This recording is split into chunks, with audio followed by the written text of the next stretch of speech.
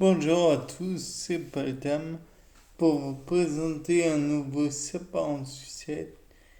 Comme vous en doutez, aujourd'hui j'ai un nouveau sujet à vous proposer, ça va être l'arthrite.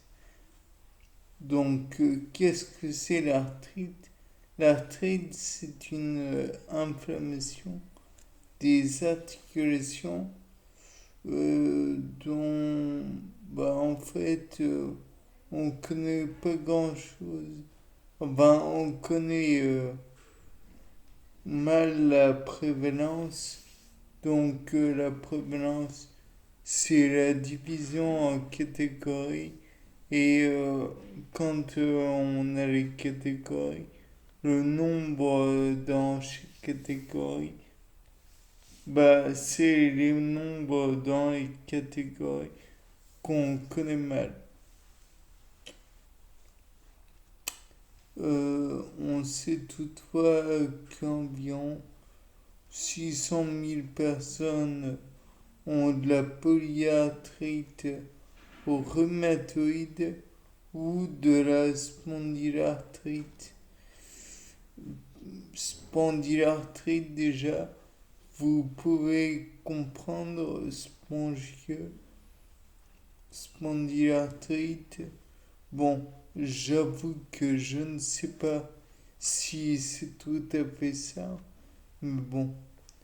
En fait, là encore une fois, on note un certain déséquilibre entre les hommes et les femmes, entre les adultes et les personnes âgées. L'arthrite, dans tous les cas, peut également affecter l'enfant. Donc pas dans tous les cas en fait. L'arthrite peut toucher les enfants.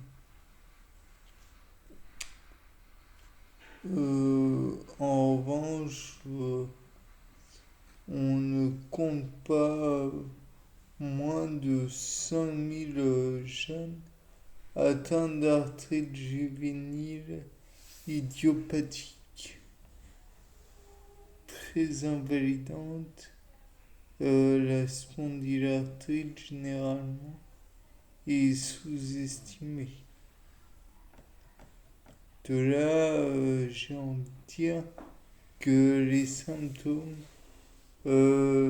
sont assez divers et variés. Attendez une petite seconde, je reviens tout de suite. C'est pas la spondylarthrite qui m'a ou l'arthrite ou je sais pas quoi qui m'a fait arrêter momentanément la vidéo. Néanmoins, je me suis, comment dire, et puis vous en avez rien à faire. Bon, dans tous les cas de figure, on a de la douleur dans les articulations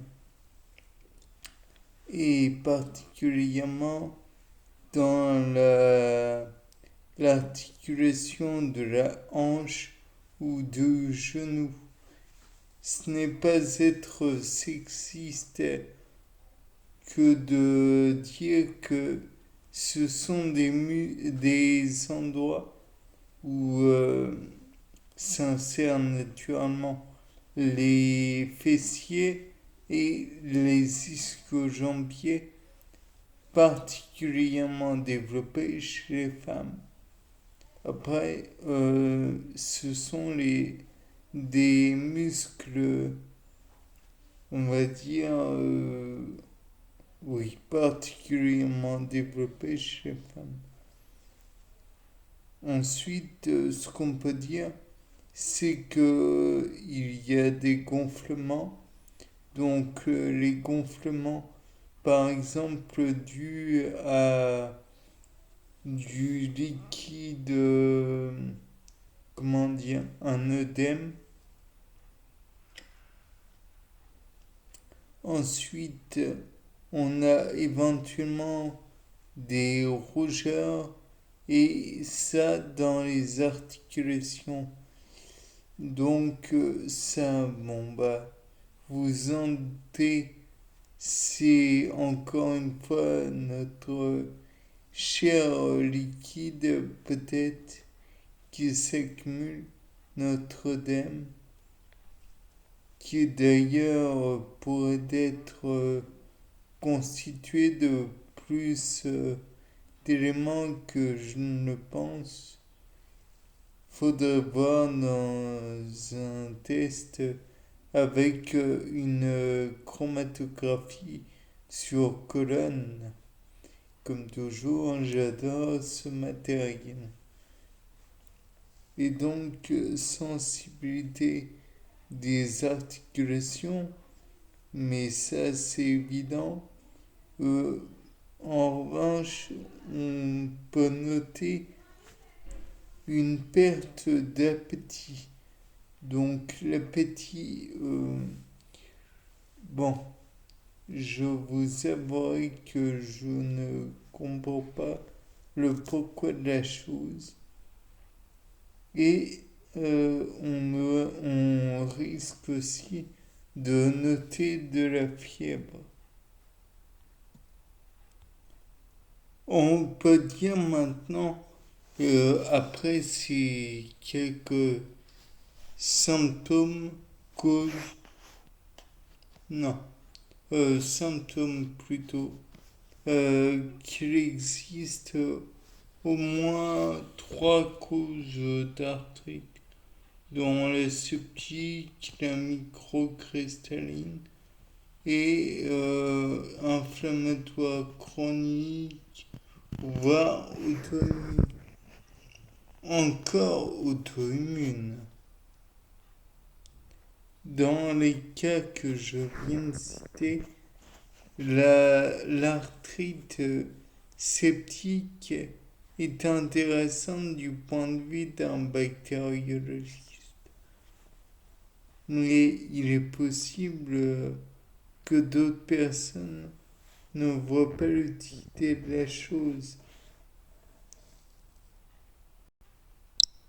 Dans le traitement de cette arthrite qui commence sévèrement à nous embêter, on notera par exemple les AINS dont vous vous rappelez sûrement, à savoir anti-inflammatoires non stéroïdiens ou de la colchicine, une substance tout droit extraite de la colchique naturellement qui perturbe normalement le cycle cellulaire, je crois en anaphase, à vérifier.